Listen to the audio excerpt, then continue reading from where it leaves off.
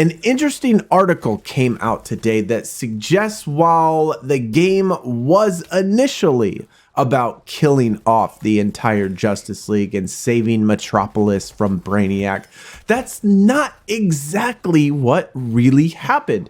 And that the live service aspect of the game is going to be about saving the Justice League and bringing them back. Now, this is very, very interesting, and it brings a new twist on the entire game and a new viewpoint, I would think, for a lot of people if this article is true. Now, we are going to go through this article, read about it, talk about the exciting, what could be exciting, because I think this idea certainly sounds very, very intriguing and brings a lot more to the table when it comes to this game and when it comes to longevity, when it comes to the live service aspect and the DLCs and characters that are coming in to save the Justice League, to bring them back from the clutches of Brainiac's ship.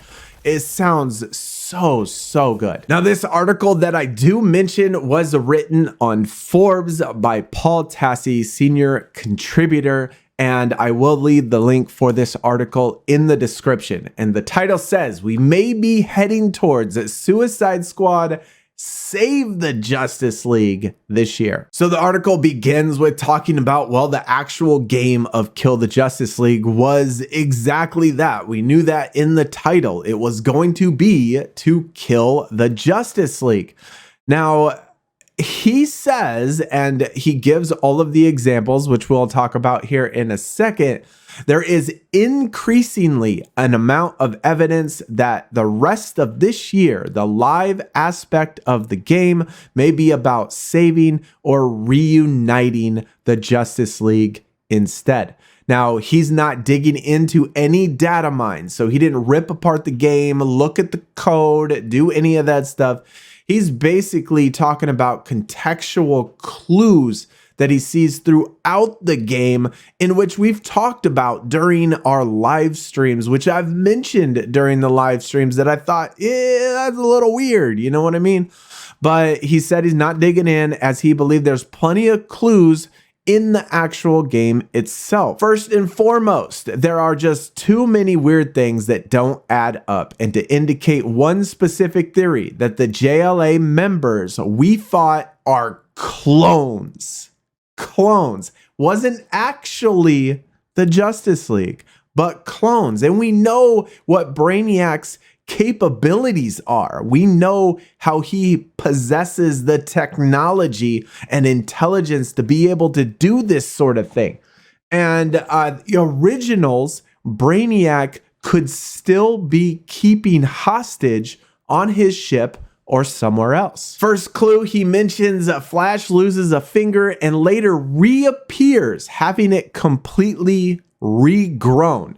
Now, he makes this very obvious as he points to the camera.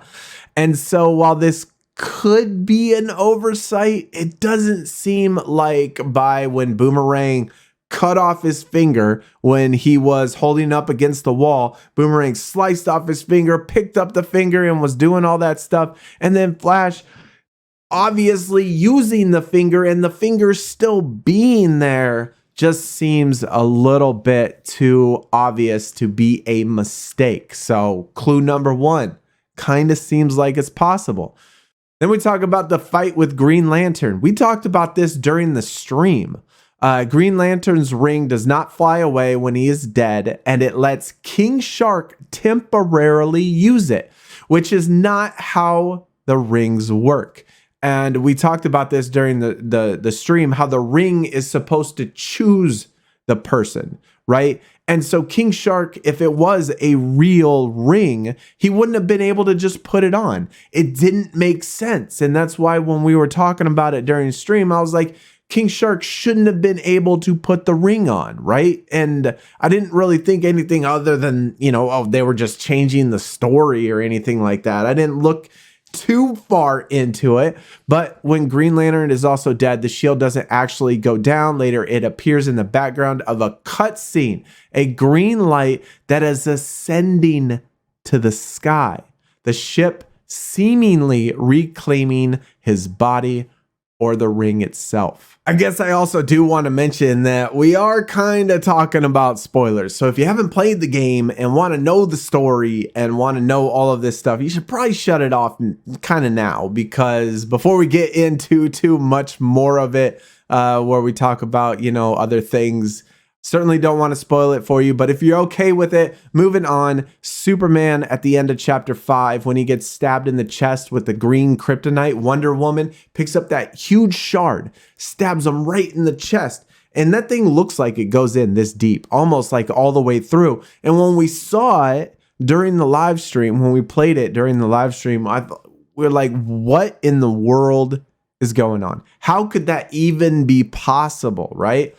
And so this leads to the theory by Lex that the corruption has altered the heroes in some fundamental way, and they use Batman's DNA to find the answer. But the idea is that they all share some sort of shared DNA thing from Brainiac, which could indicate cloning. Then there is a line in the game where Brainiac says, making more of you, when he's trash talking you during combat. So he is referring to making more of a particular hero. Now, you can only make more if you're cloning, right? That's the only way to be able to make more of them. So another contextual clue that kind of suggests that maybe cloning is what actually happened. Then there's the fact that Brainiac quite literally uses Batman Flash DNA to make all new enemies that you have to fight against in combat. All of this is DNA-based stuff, not just some mind control brainwash. So why go down the road? All of these absolutely fantastic catches and clues that could indicate that who we really killed in the game wasn't actually the Justice League, but just clones of the Justice League. So the idea here is that after killing the evil Justice League, Suicide Squad will discover what really happened and then be tasked with rescuing the original Justice League from the clutches of Brainiac wherever he has them stashed. This would be solving the problem of, oops, we murdered the entire Arkhamverse Justice League, which always seemed like a decision that would not be permanent. But rather than time travel or something, this may be the answer. An alternative, perhaps an easier one, is that the alternative universe JLA members could be pulled in from Elseworld in order to reassemble that way, though more like the cloning, though I like the cloning idea more.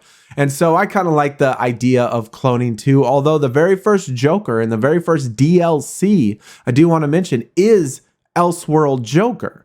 And so a lot of people were kind of confused and would rather just Joker be completely dead instead of pulling him from Elseworld and then bringing him in here. So it could be possible that the same type of idea is done with the Justice League and saving Justice League from Elseworld.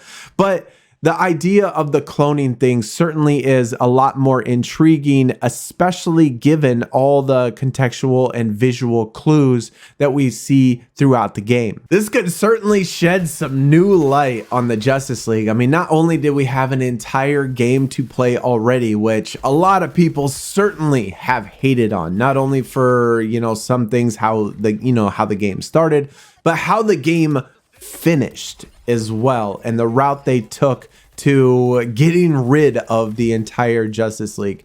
And so I think that, this really sounds intriguing, because if this is true, then we didn't actually kill the Justice League.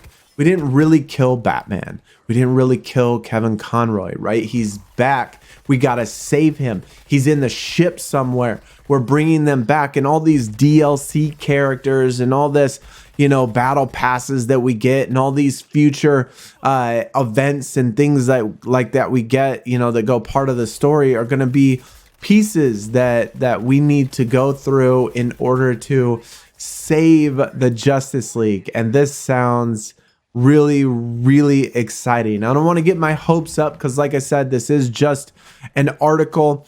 And, you know, it might not be true. It's not data mined. There's no proof behind it or anything like that. It's just a lot of clues that make sense to me and might make sense to a lot of people. And for the amount of hate that the game has been getting, especially for what it's been doing or the story behind it, I guess, this almost makes sense that it should be done. I mean, pretty easy fix, right? They are, you know, corrupted when we fight them. We don't know that they're the real ones. We don't know that that's actually the real ones. And Brainiac has the ability to be able to clone.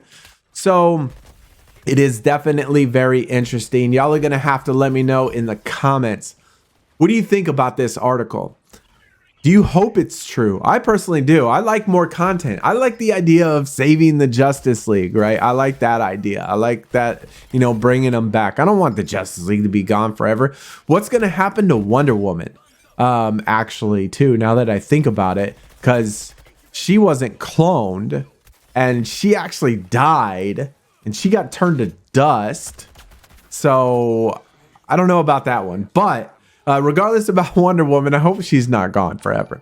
But either way, let me know in the comments what you think about all this stuff. And let me know in the comments, you know, how you enjoying the game. Like I said, I still enjoy it a whole bunch. It's so much fun so far. Come go follow over at Twitch.